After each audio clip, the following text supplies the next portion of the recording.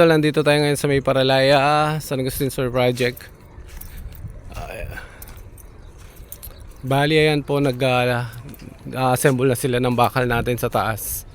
Si Tito Cesar tsaka si Egay, sila yung magka-partner dito na nag-start na mag-assemble ng ating mga biga.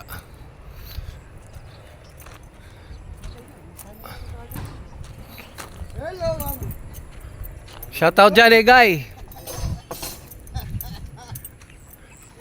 So yun po, bali ina-assemble na nila yung ating mga biga, tapos nakasabay na rin po yung mga pagpoporma natin. Si Marton po siya yung mga nagpuputol at nag-assemble ng mga forma. Si Herok, si Tito Bello at si Jomer naman po yung mga nagkakasa ng ating mga forma.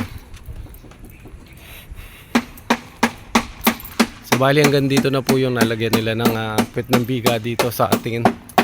Tapos yan, kinakasa na nila yung mga forma na na-assemble ni Marton.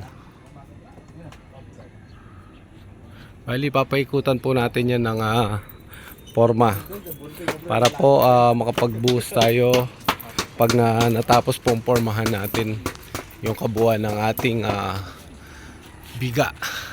So yan po muna yung update natin dito sa Paralaya San Agustin Sur Project. Magandang umaga po.